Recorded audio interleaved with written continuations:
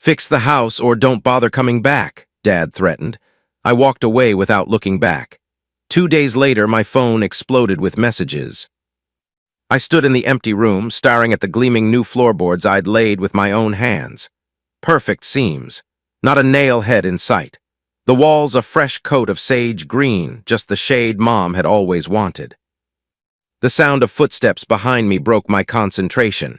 "It looks great, son." Dad's voice was casual, too casual. "Really turned it around." I nodded, running my palm across the smooth baseboard trim. 2 months of dawn-to-dusk work. Every penny of my savings gone, all to make this room perfect. "So when can I move my stuff in?" I asked. The silence stretched too long. I turned to face him. Dad avoided my eyes. "About that." My stomach dropped. I knew that tone.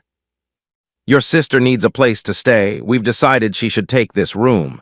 The floor seemed to shift beneath me. "Tara, she has an apartment downtown. Her lease is up next month and she wants to save money." He cleared his throat. "We think it makes sense." "Makes sense?" My voice came out hollow. "I spent almost $4,000 fixing this place up. That was our agreement. I do the renovation, I get to live here rent-free for a year while I get back on my feet." Dad checked his watch. "Plans change, Aaron. You're good with your hands. You'll be fine." Fine. The word echoed in my head. Fine like when I lost my job at the architecture firm. Fine like when my landlord doubled the rent. Fine like when I swallowed my pride and asked my parents if I could move back home. "When do you need me out?" My voice sounded like it belonged to someone else. "Tara's coming this weekend, so..." He trailed off, gesturing vaguely. Today was Wednesday. I didn't argue, didn't plead. I'd spent 32 years trying to earn their approval. I was tired. I nodded once and brushed past him into the hallway. That night, I packed everything I owned into my pickup truck. Mom hovered in the doorway of my temporary bedroom, wringing her hands. "Sweetie, don't be dramatic. We just think Tara needs more support right now." More support than me sleeping in my truck, I wanted to ask, but I kept packing. "You could take the basement," she offered, the unfinished basement with the persistent water leak and black mold spots.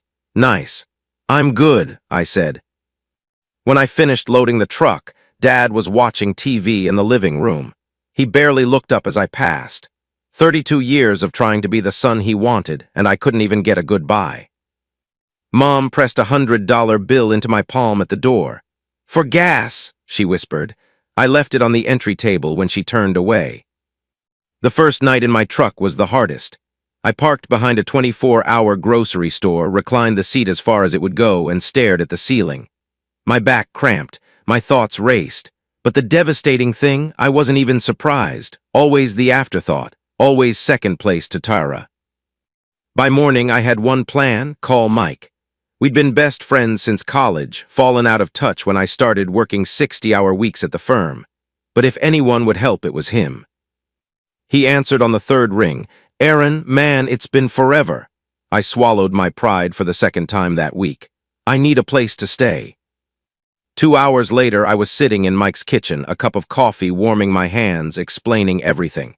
"Your own parents kicked you out after you renovated their room?" His disbelief was validating. "That's messed up. It's how they've always been." The admission hurt my throat. Tara first, me barely an afterthought. Mike's spare room wasn't much, a twin bed and a dresser, but it felt like a palace after my truck's cramped cab. "Stay as long as you need," he said. "Seriously." For the first time in months, I slept soundly. The memory of that renovation haunted my dreams, though. All the warning signs I'd noticed and pointed out. Dad's dismissive attitude toward each one. It had started the second week of the project. I'd pulled up the old carpet, revealing the plywood subfloor beneath. There was a spot near the closet, darker than the rest, with a slight give when I stepped on it. I'd pressed my hand against it, feeling the subtle sponginess. "Dad," I'd called out, "you might want to look at this."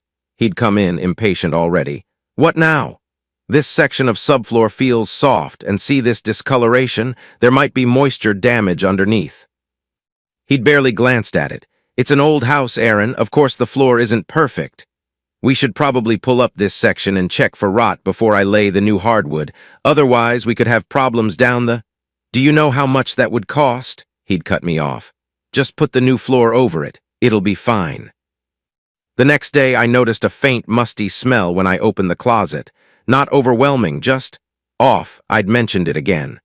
Your mother's been storing old clothes in there for years, Dad had said. Of course it smells musty. But I'd seen tiny black specks in the corner of the closet where the wall met that soft section of floor. I'd pointed them out too. It's just dirt. This room hasn't been cleaned properly in years. He'd handed me a rag. Here, wipe it off if it bothers you so much. I'd wiped it away, but something about it made my skin crawl. I'd looked up mold remediation later that night, just to be sure. The proper way would have been to remove that section of subfloor completely, treat any affected joists, and replace it with new material before laying the hardwood. But Dad wouldn't hear of it. Stop trying to run up the bill, he'd snapped. We agreed on $3,700, stick to that. So I'd done as instructed, laid the moisture barrier directly over the suspicious spot, installed the beautiful oak hardwood that now no one would enjoy. All those memories flooded back as I lay in Mike's spare room, wondering if I should have pushed harder. But Dad had never listened to me, not once in 32 years. The calls started exactly 48 hours later. First Mom, then Dad, then Tara, each voicemail more frantic than the last. I ignored them all, let them stew.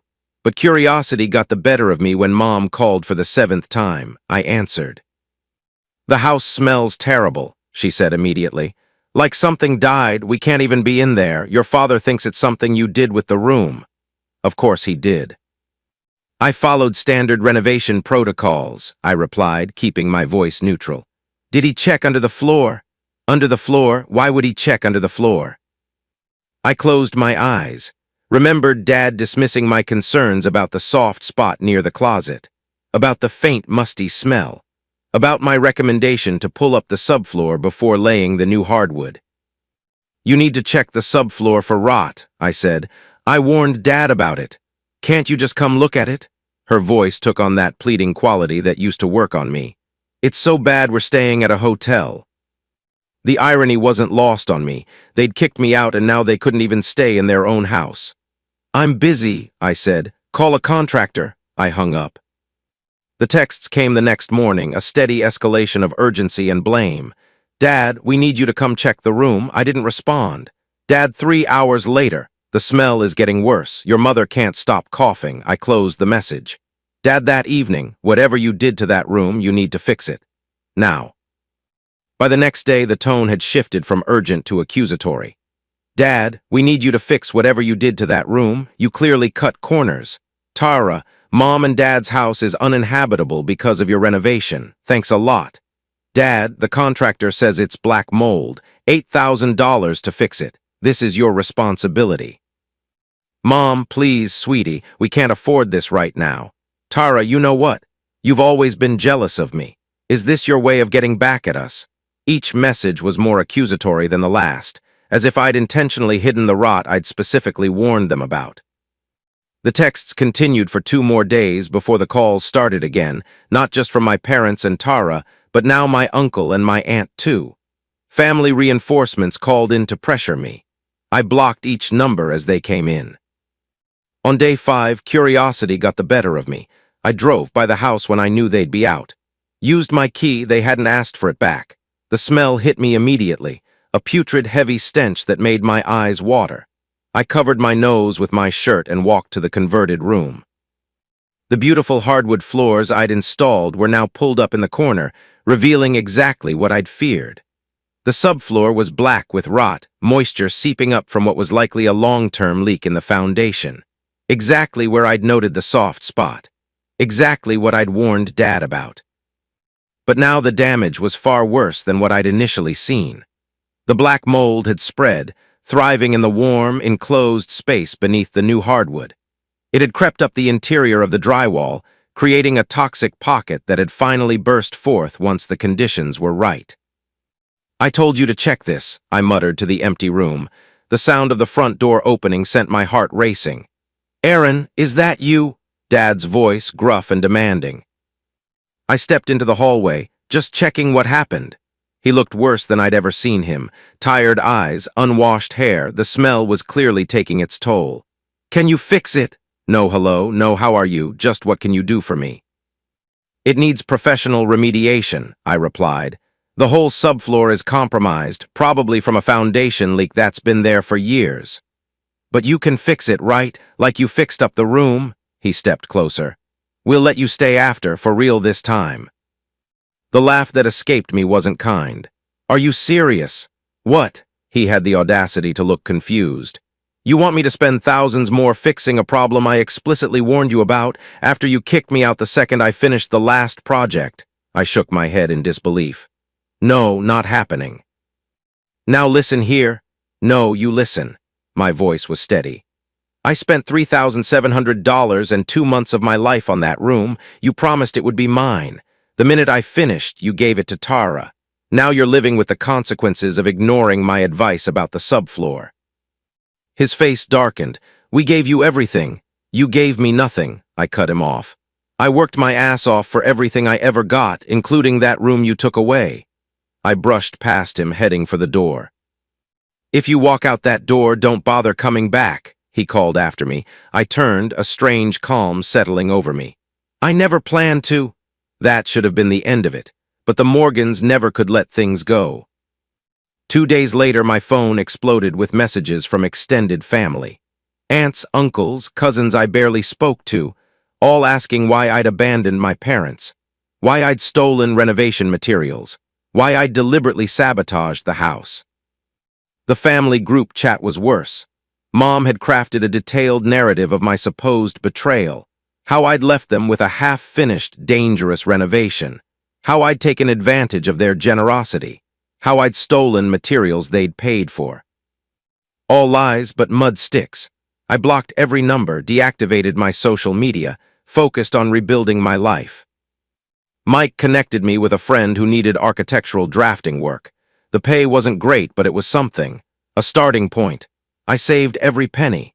Then the emails started. First from Dad's work account, then from new email addresses he'd create just to get past my blocks. Your mother is heartbroken, one read. The contractor says the damage is worse than they thought. The least you could do is help us pay for it. Another, this is what family does. We help each other, or have you forgotten that? And another, the insurance won't cover it. They're saying it's negligence, your negligence. I created email filters to send them straight to trash. Next came the handwritten letters, slipped under Mike's door when we weren't home. Dad must have followed me at some point to find out where I was staying. I burned each one without reading it. 3 weeks passed. I was at my new job measuring specs for a kitchen remodel when my phone buzzed with a call from the office. There's someone here insisting on seeing you, Jenny from reception said. Says he's your father. My blood ran cold. Tell him I'm unavailable. But Dad had never respected boundaries. 5 minutes later, he appeared in the doorway of the workspace. We need to talk. His voice carried across the quiet office. Several colleagues looked up. I walked toward him calmly, gesturing toward the exit. Outside! In the parking lot, I turned to face him. What do you want? He looked worse than the last time I'd seen him. Thinner, the bags under his eyes deeper. For the first time, I saw my father as what he was, an aging man who'd spent his life controlling others and was now facing the consequences. This has gone on long enough. He had that tone, the one that expected immediate compliance. Your mother is beside herself. The house still isn't fixed. Tyra had to find another apartment. Not my problem. Of course it's your problem. His voice rose. You're the one who what? I stepped closer. Who spent thousands renovating your house, who warned you about the subfloor, who got kicked out the minute the work was done. He faltered, that's not. It's exactly what happened. The calm in my voice surprised even me. And now you're here, what, expecting me to fix it, to come crawling back, to apologize. We're family, he said, as if that explained everything, as if that excused everything. No, the word was small but powerful. We're not anymore. His face changed, a flash of something, panic, crossing his features. What's that supposed to mean? It means you're just people I used to know. I turned toward the building. Don't come to my workplace again. Aaron, his voice cracked slightly. You can't just... But I was already walking away. For the first time in my life, I wasn't looking back. That night, I changed my phone number, sent an email to extended family I still cared about with my new contact information, specified that it wasn't to be shared with my parents or Tara. Most respected my wishes. Some didn't. I cut them off too. I thought that would be the end of it. But 2 weeks later, Dad escalated again. He showed up at Mike's apartment unannounced, pounding on the door at 7 a.m. on a Saturday. "I know you're in there, Aaron," his voice boomed through the door. "You can't keep ignoring us." Mike had finally had enough. He opened the door, standing firm in the frame. "Mr. Morgan," he said coolly, "Aaron doesn't want to speak with you. You need to leave before I call the police." "This is between me and my son," Dad growled. "Your son," Mike replied, "who you kicked out after he renovated your house. Your son who warned you about the mold you're now dealing with. Your son who you're now harassing. Leave, now." Dad's face contorted with rage, but something in Mike's steady gaze must have gotten through to him. He turned and left, but not before shouting, "This isn't over." But it was, at least for me. I found my own apartment the following week. Nothing fancy, just a one-bedroom in a modest neighborhood. But it was mine. No conditions, no expectations, no rot beneath the surface. 6 months later, I ran into my cousin Ellie at a coffee shop, the first family member I'd seen since the cutoff. "How are you?" she asked cautiously. "Good," I answered, surprised to find it was true. "Really good." She nodded, fidgeting with her cup. "They got the house fixed, finally, had to take out a second mortgage." I felt nothing, no satisfaction, no guilt, just nothing. "Your mom asks about you," she added. "Says she misses you." I took a sip of my coffee. "You can tell her I'm fine." Ellie seemed to hesitate, then asked, "Do you ever think you'll speak to them again?" I considered the question. Maybe, if they ever truly understand what they did, but I'm not holding my breath. "They're still your family," she said softly. I shook my head. "Family isn't just blood, Ellie, it's respect, care, trust. They never gave me any of those things." She didn't argue.